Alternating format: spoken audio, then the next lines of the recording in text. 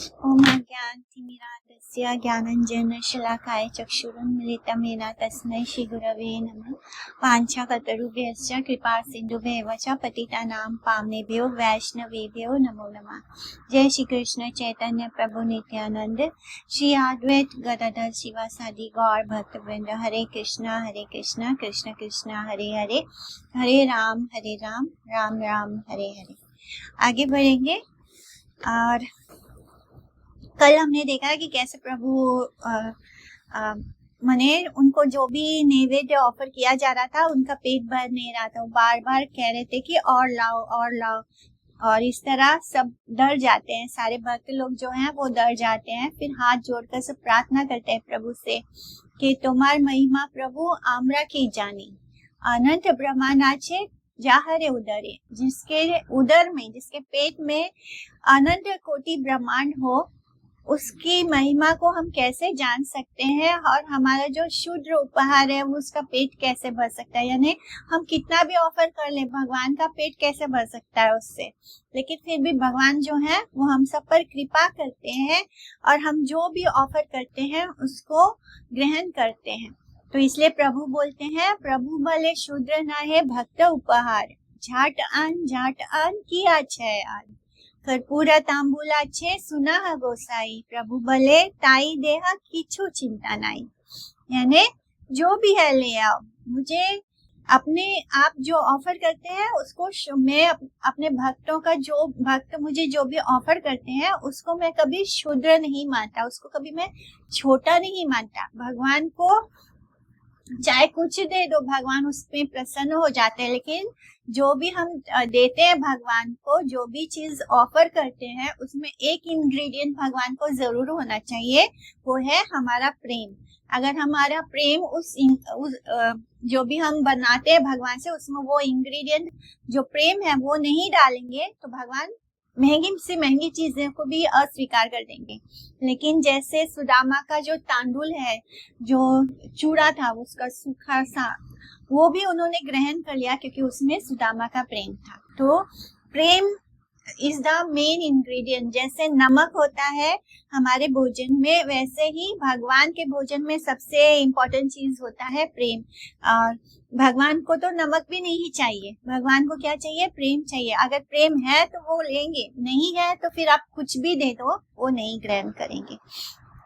इसी तरह कल वो बुलाते हैं किसको? अद्वैत आचार्य को, और फिर बोलते हैं कि तुम मुझसे मांग लो, जो भी वर चाहिए तुम मुझसे मांग लो, क्योंकि तुम्हारे कारण ही मैंने इस धरती पर अवतरित हुआ हूँ। तो ये इसी प्रकार सभी भक्तों को देख देख कर हंसते हुए प्रभु कहने लगे, मांग लो।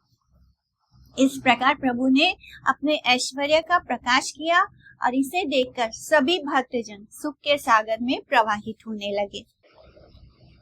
अब हम स्टार्ट करेंगे श्लोका नंबर 313, अष्टम अध्याय मध्य खंड। अचिंत्य चैतन्य रंग भूषण नयाय, शने के ऐश्वर्य करी पुनः मूर्छा पाए, भाम्य प्रकाशिया पुनः कराए क्रंदन, दास्य भाव प्रकाश कराए अनुशन, गलाधरी कांदे सभा वैष्णव देखिया, सबारे संभाषे भाई बांधव बलिया, लखी तेना पारे के हीना माया करे, नृत्य बिना तार तत्व के बुझीते पारे, प्रभु रा चरित्र देखी हासे भक्त गण, सबाई बले न अवतीर्ण नारायण। चैतन्य का प्रेम विलास अचिंतनीय है, वह सहज समझ में नहीं आता है। एक क्षण उन्होंने ऐश्वर्य का प्रकाश किया और दूसरे ही क्षण वो मूर्छित हो गए। फिर उनके बाहरी चेतना को प्रकट करते हुए वे क्रंदन करने लगे, रोने लगते हैं। फिर उनमें निरंतर दास्य भाव की अभिव्यक्ति होने लगती है। फिर वो दास्य भाव में रहते हैं और सभी वैष्णव की सेवा करना चाहते हैं। सभी वैष्णव को देखकर वे उनको गले लगाते हुए रोते रहते हैं और भाई बंधु कहकर सबसे संभाषण करते हैं। प्रभु ने ऐसी माया फैलाई कि किसी को वास्तविकता का पता ही ना चला, कोई उनको समझ ही नहीं पाया। दास के अतिरिक्त और कौन उनके तत्व को समझ सकता है। प्रभु के चरित्र को देखकर भक्तजन हंसने लगे। सभी कहने लगे कि नारायण अवतीर्ण हुए हैं। कथा सहना था कि प्रभु खट्टा राहु परा, आनंदे मूर्छिता हैला श्री गौर सुंदरा। धातु मात्र नाही पड़े लेना पृथ्वी ते, देखी सभा परिषद लागिला कांदिते। सर्व भक्त गण युक्त करी ते लागिला, आमा सभा छाड़ी आवा ठाकुर चलीला। यदि प्रभु एमत निष्ठुर भाव करे, आमरा ऐशने छाड़ी व शरीरे। कुछ देर तक प्रभु श्री गौर सुंदर सिंहासन के ऊपर विराजमान रहे और फिर आनंद में वो मूर्छित हो गए। शरीर में धातु नहीं रही और वे संज्ञा शून्य होकर पृथ्वी पर गिर गए। ये देखकर सब लोग डर गए। सब पार्षद जितने थे उनके, वो सब रोने लग पड़े। सभी भक्त जन जो है वो विचार करने लगे कि शायद ठाकुर अब हमको छोड़कर चले गए, क्योंकि ऐसे लग रहा था जैसे उनके देह में प्राण ही नहीं है। यदि प्रभु ने इस प्रकार के निष्ठुर भाव का प्रदर्शन किया तो हम सभी भी क्षण भर में अपना शरीर त्याग देंगे। तो एकदम घबरा गए से सब। गौर सुंदर आनंद में मूर्छित होकर भूमि पर गिर गए। उनकी स्पंदनमयी जीवनी शक्ति दिखाई नहीं दे रही थी। जो दिल जैसे धड़कता है, स्पंदन होता है, वो नहीं महसूस हो रहा था। इसलिए सभी पार्षदगण क्रंदन करने लग पड़े।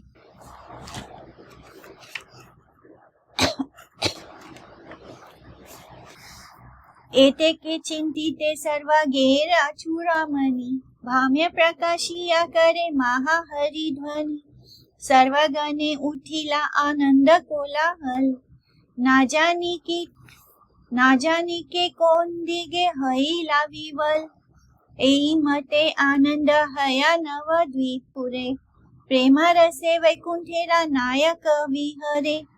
भक्तों की इस प्रकार की चिंता में सर्वज्ञ चूड़ामणि महाप्रभु विश्वम्भर भाम्य चेतना का प्रकाश करते हुए हरिध्वनि करने लगे। सब भक्त मंडली फिर से आनंद के कोलाहल में झूम उठी और पता नहीं कौन कहाँ विह्वल हो गया। इस प्रकार नवदीपपुर में, जहाँ वैकुंठ के नायक प्रेम रस के विहार कर रहे थे, ऐसा अद्भुत आनंद होने लगा। हर क्षण वहां पर आनंद ही आनंद फैला हुआ था। ऐसा कला पुण्य कथा ये करे श्रवणा, भक्त संगे गौर चंद्रे रहुतार मना। श्री कृष्ण चैतन्य नित्यानंद चांद जान, वृंदावन दास तछु पद युगे गान। इन सब पुण्य कथाओं का जो श्रवण करेंगे, उनका मन भक्ति सहित गौर चंद्र में लगा रहेगा। श्री कृष्ण चैतन्य और नित्यानंद चांद जिनके जीवन है, वे वृंदावन दास उनके युगल श्री चरणों में उनकी महिमा का गान करते हैं। इति श्री चैतन्य भागवते मध्य खंडे ऐश्वर्य प्रकाश वर्णनम नाम अष्टमो अध्याय। इति अष्टम अध्याय का गौड़ीय भाष्य समाप्त।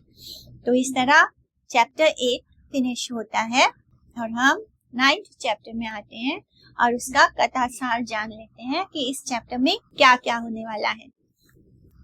इस अध्याय में श्री गौर सुंदर का 7 प्रहरिया 21 घंटे का महाप्रकाश और विष्णु सिंहासन पर उपवेशन, भक्तों द्वारा उनका अभिषेक, स्तुति एवं 10 अक्षर गोपाल मंत्र की विधि के अनुसार षड उपचार से महाप्रभु की पूजा और महाप्रभु द्वारा भक्त प्रदत्त द्रव्य का भोजन, महाप्रभु द्वारा श्रीवास आदि भक्तों का पूर्व वृत्तांत कहना और भक्तों द्वारा संध्या आरती, भक्त श्रेष्ठ श्रीधर का आख्यान एवं वैष्णव चरित्र का महात्म्य आदि विषय वर्णित हुए हैं। एक दिन महाप्रभु ने नित्यानंद के साथ श्रीवास के गृह में आगमन किया, यानी श्रीवास पंडित के घर में आते हैं और चारों तरफ से आए हुए जो भक्त वृंद हैं, उन्होंने प्रभु का संकेत समझकर कीर्तन आरंभ कर दिया। लोक शिक्षक श्री गौर सुंदर नित्य प्रति भक्त भाव में नृत्य कीर्तन आदि किया करते थे एवं कभी अनजाने अपने भाव आवेश में विष्णु सिंहासन पर विराजमान हो जाते थे। किंतु आज परत तत्व श्री गौर सुंदर अपने भक्त भाव को छिपाकर और आवेश भाव को त्याग कर आप जो स्वयं विष्णु वस्तु या विष्णु विग्रह हैं, उसे प्रकाशित करके निखिल आश्रित भक्तों की सेवा को ग्रहण करने के उद्देश्य से विष्णु सिंहासन पर 21 घंटे तक 21 घंटे तक विराजमान रहे। सप्त प्रहर यानी 7 प्रहर, 7 प्रहर मतलब 21 घंटे हो गए। उन्होंने इस महाप्रकाश लीला में विष्णु के सब अवतारों के रूप समूहों का प्रकाशन किया था। उस दिन प्रभु के संकेत अनुसार भक्त जनों ने परम आनंद चित्त से विविध उपायनों के साथ वैकुंठ अधिपति सद ऐश्वर्यपूर्ण श्री गौर नारायण का राज राजेश्वर अभिषेक सुसंपन्न किया था। भक्तों ने 10 अक्षर वाले गोपाल मंत्र की विधि के अनुसार षोडशोपचार से महाप्रभु की पूजा करके बहुत प्रकार की स्तुति वंदनाएं करते हुए श्री गौर सुंदर की ही सर्व कारण है, सर्वेश्वर ईश्वर है, सब ईश्वर के ईश्वर हैं, सब कारणों के कारण हैं एवं जीव के उद्धार हेतु उन्होंने अपनी सेवा के प्राकट्य की अभिलाषा से भक्त भाव को अंगीकार किया है। यानी हम सब जीवात्माओं को उद्धार करने के लिए उन्होंने एक भक्त का भाव लेकर अंगीकार किया। उन्होंने भक्त का भाव लिया, यानी उन्होंने दास्य का भाव लिया है। क्यों? क्योंकि जो भगवान होते हैं, भगवान कृष्ण अपनी भक्ति किसी को नहीं दे पाते, क्योंकि उनको भक्ति का वो भक्ति नहीं है, तो भक्त नहीं है तो वो भक्ति कैसे बता पाएंगे, वो किसी को भक्ति कैसे दे पाएंगे, क्योंकि हम सब भगवान की भक्ति करते हैं। इसलिए भगवान कृष्ण जो है वो भक्त के वेश में आए हैं, यानी वो चैतन्य महाप्रभु के रूप में भक्त के रूप में आए हैं। तो जब वो स्वयं भक्ति करेंगे तभी तो वो दूसरों को भक्ति दे पाएंगे। इसलिए वो खुद ही भक्त बन के आए हैं, अपने ही भक्त बनकर आए हैं और हम सबको एकदम फ्रीली उन्होंने भक्ति दी है। इसलिए वो हम सबके ऊपर अपनी कृपा करने के लिए प्रकट हुए हैं। ऐसी बहुविधि उनकी अप्राकृत गुण लीला आदि का वर्णन किया है। उसके बाद श्री गौर सुंदर ने पूजा के निमित्त निष्कपट पूर्वक अपने श्री चरण प्रसारित कर दिए। तब सब भक्तों ने अपनी अपनी अभिलाषा के अनुसार संग्रहित नाना उपकरणों द्वारा श्री गौर पाद पद्म की पूजा की। महाप्रभु ने भी भक्तों की सेवा ग्रहण करने के अभिप्राय से स्वयं याचक होकर भक्तों के द्वारा प्रदत्त बहु प्रकार के भक्ष्य द्रव्यों का परम आनंद से भोजन किया एवं शिवास आदि भक्त वृंदों के पूर्व वृत्तांत समूह का वर्णन करने लगे। भक्तों के द्वारा संध्या आरती संपन्न होने के बाद श्री गौर सुंदर ने अपनी ऐश्वर्य प्रकाश लीला का प्रदर्शन करने हेतु अपने अति प्रिय भक्त श्रीधर को बुला लाने के लिए भक्तों को आदेश किया। प्रभु के आदेश से वैष्णव जनों के ने आधे रास्ते में पहुंचकर ही श्रीधर की उच्च हरिनाम ध्वनि को सुनते हुए उनके अनुसरण से श्रीधर के भवन की ओर गमन किया। बाहर के परिचय से श्रीधर अत्यंत दरिद्र थे, श्रीधर कोला बेचा, और ऐसा होने पर भी वे महाप्रभु के अलौकिक भक्त थे, इसलिए वे कृष्ण प्रेम धन से नित्यकाल ही धनी थे। युधिष्ठिर की तरह महासत्यवादी दरिद्र खोला बेचने वाले, खोला बेचा यानी जो केले के झाड़ का जो उसका तना होता है, उसका जो निकलता है ऊपर का कवर खोल, उसको बेचकर उसके बर्तन बनते हैं, वो सब बनाकर वो बेचता था श्रीधर। तो इसलिए उसको हम क्या बोलते हैं, श्रीधर खोला बेचा। तो वो दरिद्र खोला बेचने वाले श्रीधर ने भागवत सेवा में जो असामान्य आदर्श जगत में प्रदर्शित किया, वो सभी के लिए अनुसरण करने योग्य है। पाखंडी जन मन में विचार करते थे कि श्रीधर दारिद्र्य से पीड़ित होकर क्षुधा की ज्वाला यानी भूख की ज्वाला से सारी रात्रि जागकर भगवान का नाम कीर्तन करता है। यानी उसको भूख लगती है, इसलिए वो रात को जागता रहता है भूख के कारण, और इसलिए वो जाग रहा है, इसलिए वो नाम कीर्तन करता है। वो नहीं जानते थे कि श्रीधर जो है वो निखिल ऐश्वर्य की अधिष्ठात्री देवी लक्ष्मी देवी के पति की सेवा में सर्वदा लगे रहते हैं। यानी भगवान विष्णु की सेवा में सर्वदा लगे रहते हैं। उनके पास कभी भी वास्तविक दारिद्र्य नहीं आ सकता, यानी गरीबी कभी उनके पास आ ही नहीं सकती। श्रीधर पाखंडी जनों की बात पर ध्यान ना देते हुए सर्वदा हमेशा कृष्ण नाम रस का पान में विभोर रहते थे एवं रात्रि के समय अपने एवं जगत के परम आर्थिक मंगल के लिए वो आर्त भाव से भगवान को पुकारते थे रात के समय। और भक्तों के निकट महाप्रभु का नाम सुनने मात्र से श्रीधर आनंद से मूर्छित हो जाते थे। इस तरह वो जब उन्होंने सुना, भक्त लोग जब श्रीधर के घर तक पहुंचे तो वो जोर जोर से कीर्तन करने लगे, तो उसको सुनकर श्रीधर जो है मूर्छित हो गए। तब भक्त जन उनको सावधानी से महाप्रभु के निकट ले आए। श्रीधर को देखकर महाप्रभु परम आनंदित हुए एवं श्रीधर भी प्रभु के दिव्य भुवन मोहन रूप का दर्शन करके अति मुग्ध हो गए। प्रभु के विद्या विलास के समय श्रीधर केला मूल थोड़ आदि बेचकर अपना जीवन यापन करते थे, जो हमने आदि लीला में पढ़ा था।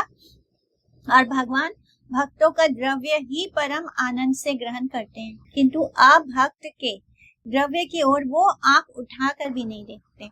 यानी भगवान जो है वो जो भक्त उनको कुछ ऑफर करता है तो उसको वो बहुत ही आनंद से ग्रहण करते हैं। लेकिन अगर आप भक्त नहीं है, आपके अंदर भगवान के लिए कोई प्रेम नहीं है, जिसके अंदर प्रेम होगा तो वो भगवान का भक्त है, जिसके अंदर प्रेम नहीं है भगवान के लिए तो वो अभक्त है। अगर अभक्त भगवान को कुछ भी ऑफर करे, भगवान उसकी तरफ उन चीजों के प्रति आंख उठाकर भी नहीं देखते हैं। इसको प्रदर्शित करने के लिए ही महाप्रभु ने श्रीधर से उन सब चीजों को, केला वगैरह वो सब उससे छीन कर लेते थे एवं उसके लिए नाना प्रकार से उनके साथ कला भी करते थे। और इसमें महाप्रभु और श्रीधर के बीच में लड़ाई भी हो जाती थी, क्योंकि महाप्रभु कभी भी उसको पैसे नहीं देते थे, ऐसे ही उसे मुफ्त में उससे केला वगैरह, एक तो वो बहुत गरीब था, उसके पास कुछ नहीं होता था, और जो होता था वो भी उससे छीन कर वो ले लेते थे। तो इस तरह क्योंकि भगवान अपने भक्तों से बहुत प्रेम करते हैं और उनको लेना में सुख मिलता है। इस तरह उन दोनों के बीच में लड़ाई भी होती थी, छोटी मोटी लड़ाई, यानी प्रेम कला बोल सकते हैं। महाप्रभु ने उन्हीं सब लीला कथाओं का श्रीधर को स्मरण कराते हुए उनको अष्ट सिद्धि देने की इच्छा प्रकट करी। उसके पश्चात महाप्रभु ने श्रीधर को अपने अपूर्व ऐश्वर्य का प्रदर्शन कराया। उसका दर्शन करने मात्र से श्रीधर जो है विस्मित होकर मूर्छित हो गए। श्रीमन महाप्रभु की इच्छा से जब श्रीधर की संज्ञा लौटी, यानी वो होश में आते हैं, तब प्रभु ने उनको स्तुति करने का आदेश दिया। श्रीधर द्वारा दैन्य पूर्वक अपनी मूर्खता का प्रकाशन करते हुए महाप्रभु की स्तुति करने में अपनी असमर्थता प्रकट की, तो प्रभु के आदेश से शुद्ध सरस्वती उनकी जीवा पर अधिष्ठित हो गई। और तब श्रीधर जो है वो महाप्रभु की अपूर्व स्तुति करने लगे। श्रीधर के स्तव से संतुष्ट होकर महाप्रभु ने उन्हें वर मांगने को कहा। श्रीधर ने प्रभु से यही वर देने की प्रार्थना की कि जो नित्य प्रति उसके निकट खोल पाता लेने के लिए झगड़ा किया करते थे, वही जन्म जन्म में उनके प्रभु हो। महाप्रभु ने श्रीधर को राजेश्वर बनाने की इच्छा प्रकट की, पर श्रीधर ने उसको अस्वीकार करते हुए प्रभु से प्रभु के गुण गान करने की सामर्थ्यता प्रदान करने की प्रार्थना करी। श्री गौर भक्त किसी संसारिक विषय के ग्राहक नहीं होते हैं, वे अप्राकृतिक भागवत सेवा यानी ट्रांसेंडेंटल जो डिवोशनल सर्विस है उसकी ही वो प्रार्थना करते हैं। श्री गौर सुंदर का कृपा कटाक्ष प्राप्त जन धर्म अर्थ काम अष्ट सिद्धियां यहाँ तक कि मोक्ष तक को नितांत हे और तुच्छ जानकर कृष्ण पाद पद्म की सेवा की ही कामना करते हैं। अपनी इंद्रियों को तृप्त करने के लिए उनकी इच्छा वो कभी नहीं होती है। बाहर के परिचय से वैष्णव को नहीं पहचाना जाता। बाहर से वो जैसे दिखते हैं उससे हम नहीं जान सकते कि वो कौन है। तो इस तरह हम किसी भगवान के शुद्ध भक्तों को बाहरी उनके वेशभूषा से नहीं पहचान सकते। विषय भोग में उन्मत्त व्यक्ति अप्राकृत वैष्णव ठाकुर श्रीधर के ऐश्वर्य और धन की महिमा को नहीं जान सकता। जड़ीय इंद्रिय से, ज्ञान से, वैष्णव का अभाव समझने से भी वास्तव में उनको कोई अभाव हो ही नहीं सकता। यानी हम मटेरियल दृष्टि से ये देख सकते हैं कि शायद कोई वैष्णव बहुत गरीब हो, उसके पास बहुत चीजों का अभाव हो, लेकिन ये हमारी मटेरियल दृष्टि है। एक्चुअली में कोई भी वैष्णव जो होता है वो कभी गरीब नहीं हो सकता, उसको कभी किसी चीज का अभाव हो ही नहीं सकता। जिसके पास भगवान हो उसको हम कैसे गरीब बोल सकते हैं। तो जो वैष्णव होते हैं, शुद्ध वैष्णव होते हैं, उनके पास तो साक्षात भगवान होते हैं, तो वो कभी भी गरीब नहीं हो सकते। वे दीनहीन जीवों को हरि भजन की शिक्षा देने के लिए जगत में दरिद्र कुल में अविदित होने पर भी वास्तव में दरिद्र नहीं होते हैं। दरिद्र कुल में जन्म ग्रहण करके किस प्रकार हरि भजन किया जा सकता है, उसका प्रदर्शन करना ही इस प्रकार की लीला का उद्देश्य होता है। यानी अगर भक्त लोग गरीब घर में ऐसी दरिद्रता दिखा में नहीं जन्म लेंगे और भक्ति नहीं करेंगे तो सारा संसार कैसे हरि भक्ति करेगा।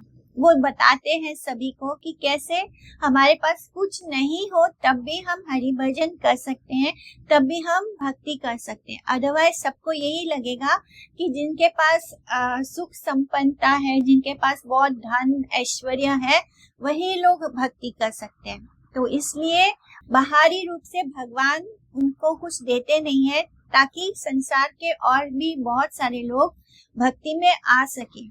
अदरवाइज सब यही सोचेंगे क्योंकि भगवान तो सब अपने भक्त को सब कुछ देने को तैयार है। अभी भी वो श्रीधर को बोलते हैं कि उनको जो चाहिए वो मांग सकते हैं, उनको सब ऐश्वर्य देने को तैयार है, पर श्रीधर जो है मना कर देता है। तो इस तरह इस प्रकार की लीला का उद्देश्य यही होता है कि वो हर जन जन को हरि भजन करने का रास्ता बता सके। वैष्णव चरित्र जड़ इंद्रिय ज्ञान से नहीं समझा जा सकता। ये जो हमारी मटेरियल इंद्रियां हैं, सेंसेस है, इससे हम किसी वैष्णव का चरित्र नहीं समझ सकते। निष्कपट सरल भाव से ही वैष्णव के शरणागत होने पर ही उनकी कृपा होने से उन्हें पहचाना जा सकता है। वैष्णव के बारे में जड़ इंद्रिय ज्ञान से विचार करने की चेष्टा ना करके वैष्णव अपराध से दूर रहना बुद्धिमान का कर्तव्य है। वैष्णव अपराध विहीन जन ही मात्र एक बार कृष्ण नाम ग्रहण करने से अनायास ही प्रेम प्राप्त कर सकते हैं। जो हमारे अपराध होते हैं वही हमारी भक्ति में बाधा उत्पन्न करते हैं, और इसलिए कहा बार बार ये हमें अलर्ट आता है कि हमें कोई वैष्णव अपराध नहीं करना है। बाहरी चेष्टा से अगर हम किसी वैष्णव को जाने समझने की कोशिश करेंगे तो हमसे अपराध हो जाएगा। वो बाहर से जैसे दिखते हैं उससे हम अपने मटेरियल सेंस से, बुद्धि से नहीं जान सकते कि वो कितने बड़े भक्त हैं या कैसे भक्ति कर रहे हैं। हमसे बाहर के जैसे आम लोगों को देखते हैं वैसे अगर हम वैष्णव जनों को देखने लगे तो हमसे केवल अपराध बन जाएगा, और अपराध के कारण कृष्ण नाम करने से भी प्रेम उत्पन्न नहीं होगा। इसलिए जो वैष्णव अपराध विहीन होते हैं ऐसे लोग ही एक बार में श्री कृष्ण नाम ग्रहण करने से उनके अंदर अनायास स्वाभाविक रूप से प्रेम प्राप्त कर सकते हैं। अन्यथा साधु निंदा रूप नाम अपराध आकर महान अनंत की सृष्टि कर देता है। यानी अगर साधु के वैष्णव की निंदा करते हैं तो वो क्या होता है, वो बहुत बड़ा अनर्थ पैदा करेगा, जिससे कि हम नाम अपराध होगा और फिर हम भक्ति नहीं कर पाएंगे, भक्ति वहीं पे रुक जाती है। तो अब हम स्टार्ट करते हैं 9th चैप्टर। गौर निधि कपट सन्यासी वेशधारी, अखिल भुवन अधिकारी। जय जगन्नाथ सच्चिनंदन चैतन्य, जय गौर सुंदर संकीर्तन धन्य। जय नित्यानंद गदाधरे राजीवन, जय जय अद्वैत शिवास प्राणधन। जय श्री जगदानंद हरिदास प्राण, जय वक्रेश्वर पुंडरीका प्रेम धाम। जय वासुदेव श्री गर्भेरा प्राणनाथ, जीव प्रतिकर प्रभु शुभ दृष्टिपात। भक्त गोष्ठी सहित गौरांग जय जय, सुनीले चैतन्य कथा भक्ति लभ्य हया।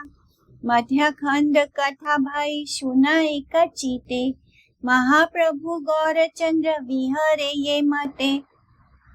जिन चतुर्दश भुवनपति श्री गौर निधि ने बाहर से सन्यासी का वेश धारण किया हुआ है तथा जो श्री जगन्नाथ मिश्र और सचिन के नंदन है, ऐसे चैतन्य चंद्र की जय हो। श्री गौर सुंदर के धन्य संकीर्तन की जय हो। नित्यानंद श्री गदाधर के जीवन स्वरूप प्रभु की जय हो। श्री अद्वैत तथा श्रीवास के प्राण धन प्रभु की जय हो। श्री जगदानंद और श्री हरिदास के प्राण स्वरूप गौर की जय हो। श्री वक्रेश्वर और श्री पुंडरीक के प्रेम आश्रय प्रभु की जय हो। श्री वासुदेव और श्री गर्भ के प्राणनाथ की जय हो। हे प्रभु, आप जीवों के प्रति शुभ दृष्टि कीजिए। भक्तों की गोष्ठी सहित श्री गौरांग की जय हो। जय हो। श्री चैतन्य चंद्र की कथा सुनने से भक्ति प्राप्त होती है। भाइयों, मध्य खंड की कथा एक चित होकर सुनो कि किस प्रकार महाप्रभु गौर चंद्र ने विहार किया है। तो महाप्रभु की जो कथा सुनता है उसको बहुत आसानी से कृष्ण भक्ति प्राप्त होती है। श्री गौर सुंदर चतुर्दश भुवन के पति हैं। उन्होंने जगत के जीवों को शिक्षा देने के लिए जड़ जगत की समस्त भोगों का परिहार करके त्यागी का वेश धारण करते हुए मानव की योग्यता या अधिकार का प्रदर्शन किया। श्री गौर सुंदर का संकीर्तन सब प्रकार से श्रेष्ठ है। इस कीर्तन के विषय में भागवत लीला की परिकाष्ठा का सर्वोत्तम आदर्श वर्णित है एवं कीर्तन की यही उचित वर्णना है, इसलिए इसकी तुलना नहीं है। श्री गौर सुंदर, श्री वक्रेश्वर, श्री पुंडरीक विद्यानिधि के प्रेम के आश्रय हैं, अर्थात श्री गौर हरि विषय के आश्रित तत्व वक्रेश्वर और पुंडरीक ने उनका आश्रय प्राप्त किया है। एबे सुना चैतन्य महाप्रकाश, यहाँ सर्व वैष्णवेरा सिद्धि अभिलाष। अब श्री चैतन्य चंद्र के महाप्रकाश की कथा सुनो, जिसमें सब वैष्णवों की अभिलाषाएं पूर्ण हुई है। श्री चैतन्य देव के महाप्रकाश का वर्णन सुनने से सब वैष्णवों का अभीष्ट पूर्ण होता है। सात प्रहरिया भाव लोके ख्याति यार, यही प्रभु हरि लेना सर्व अवतार। अद्भुत भोजन यही अद्भुत प्रकाश, यारे तारे विष्णु भक्ति दाने राविलास। राज राजेश्वर अभिषेक से दीने, करी लेना प्रभु रे सकल भक्त गणे। जो संसार में सात प्रहरिया भाव नाम से प्रसिद्ध है, जिसमें प्रभु ने सब अवतारों का प्रकाश किया था, जिसमें प्रभु ने अद्भुत भोजन किया था एवं अद्भुत स्वरूप प्रकाश किया था, तथा जिसमें जिस किसी को विष्णु भक्ति दान का विलास वर्णन है, उसी दिन सब भक्तों ने मिलकर प्रभु का राज राजेश्वर अभिषेक किया था। 7.5 दंड का एक प्रहर अर्थात 3 घंटे का एक प्रहर होता है। 7 प्रहर में 21 घंटे हुए। श्री गौर हरि ने 21 घंटों तक विष्णु के सब अवतारों की लीलाओं को प्रकाश किया था और उस समय उन्होंने आश्चर्यमयी लीलाओं को प्रकाश करके भोजन किया था और हरि भक्ति दान करके भक्तों को आनंदित किया था। तो इस लीला का नाम है 7 प्रहरिया भाव। एका दीने महाप्रभु श्री गौर सुंदर, आई लेना श्रीनिवासा पंडित तेरा घर। संगे नित्यानंद चंद्र परम विवल, अल्पे अल्पे भक्त गण मिलीला सकल। एक दिन महाप्रभु श्री गौर सुंदर शिवास पंडित के घर आए। अपने भाव में परम विवल श्री नित्यानंद चंद्र उनके साथ थे। सब भक्तजन भी धीरे धीरे वहां आ मिले। तो सभी लोग कहाँ मिलते थे हर बार? श्रीनिवास पंडित। तो यहाँ पर इस श्रीनिवास शायद उनके भाई का नाम है। तो श्रीवास पंडित के घर आते हैं सब। आवेशिता चित्त महाप्रभु गौर राय, परम ऐश्वर्य करी चतुर्दिगे चाय। प्रभु रा इंगित बुझी लेना भक्त गण, उच्चे ईश्वरे चतुर्दिगे करे न कीर्तन। महाप्रभु गौर राय आवेश में थे। महाप्रभु गौर राय आवेश में थे। वे परम ऐश्वर्य का प्रकाश करते हुए चारों ओर देख रहे थे। भक्तजन प्रभु के संकेत को समझ गए और वे चारों ओर से उच्च स्वर से कीर्तन करने लग गए। प्रभु द्वारा भक्त भाव लीला का संगोपन करके भागवत भाव में 21 घंटों तक विष्णु सिंहासन पर विराजमान होना। अन्य अन्य दीना प्रभु नाचे दास्य भावे, शने के ऐश्वर्य प्रकाशिया पुना भांगे।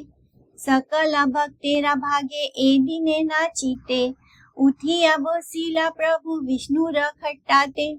आर सबा दीने प्रभु भाव प्रकाशिया, वैशे न विष्णु रखाते ये न जानिया।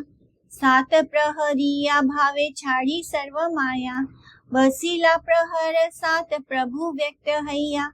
जोड़ हस्ते सम्मुखे सकल भक्त गण, रही लेना परम आनंद युक्त मन। की अद्भुत संतोषेरा हईला प्रकाश, सबाई बसे न वैकुंठ विलास। प्रभु हो बसीला इना वैकुंठेरा नाथ, त्रिलोधक माया मात्र नाही का कोठात। अन्य दिन यानी अभी तक प्रभु बाकी सब दिनों में हमेशा दास्य भाव में नृत्य करते थे। वो अपने आप को भगवान का दास मानकर नृत्य करते थे और बीच बीच में उनका ऐश्वर्य प्रकाशित होता था, थोड़ी थोड़ी देर के लिए, क्षण भर के लिए। लेकिन उसको बीच बीच में वो ऐश्वर्य प्रकाश भाव को, दास्य भाव को भंग कर देते थे। परंतु समस्त भक्तों के भाग्य से उस दिन प्रभु नाचते नाचते विष्णु सिंहासन पर विराजमान हो गए। अन्य सब दिनों में तो प्रभु ऐश्वर्य भाव प्रकाशित करके विष्णु सिंहासन पर ऐसे जा बैठते थे जैसे वो कुछ जानते नहीं है।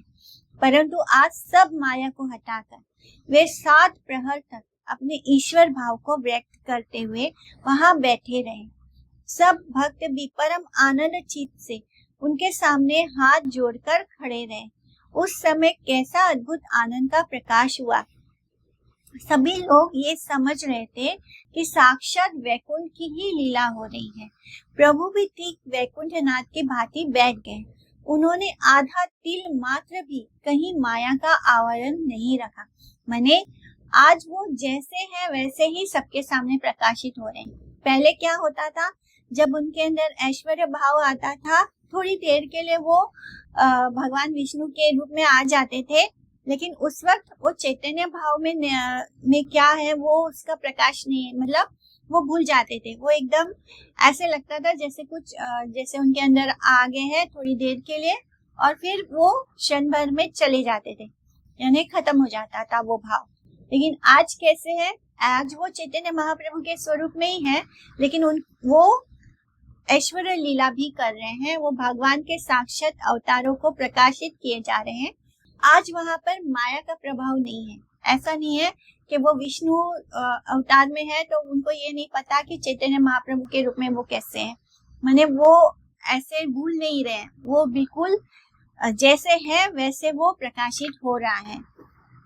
इसलिए आधा तिल मात्र भी कहीं भी माया का आवरण नहीं रखा है आज प्रभु ने। विष्णु खट्टा यानी भगवान विष्णु का सिंहासन। अन्य दिनों में महाप्रभु जैसे बिना जाने ही अपने भाव आवेश में विष्णु सिंहासन पर विराजमान हो जाते थे, किंतु उस दिन वे भक्त भाव लीला का संगोपन करके भागवत भाव में 21 घंटों तक विष्णु सिंहासन पर विराजमान रहे। उस दिन उन्होंने किसी प्रकार की माया का आवरण नहीं रखा, अपने स्वरूप का संपूर्ण भाव से प्रकाश किया, अर्थात वे जो स्वयं विष्णु वस्तु या विषय विग्रह है उसे संपूर्ण रूप से प्रकाशित करके निखिल आश्रित जनों की सेवा ग्रहण करी। आज्ञा हैला बला मोर अभिषेक गीत, सुनी गाय भक्तगण हई हर्षित। अभिषेक सुनी प्रभु मस्तक ढुलाए, सबारे करे न कृपा दृष्टि आय माय। प्रभु रा इंगित बुझी लेना भक्तगण, अभिषेक करीते सवार हैला मन। सर्व भक्त गणे बही आने गंगा जल, आगे छाकी लेना दिव्या वसने सकल। शेषे शिखर पूरा चतु सम आदि दिया, सज्जा करी लेना सबे प्रेम युक्त हैया। महाजय जय ध्वनि सुनी चारी भीते, अभिषेक मंत्र सबे लागिला पड़ीते। सर्वाध्यक्षी नित्यानंद जय जय बलि, प्रभु ऋषि शिरे जल दिला कुतूहली। अद्वैत श्रीवास आदि यते का प्रधान, पढ़िया पुरुष सुक्त कराए न स्नान। गौरांगेरा भक्त सब महामंत्रविद, मंत्र पढ़ी जल ढाले हई हर्षित। मुकुंदादि गाय अभिषेका सुमंगल,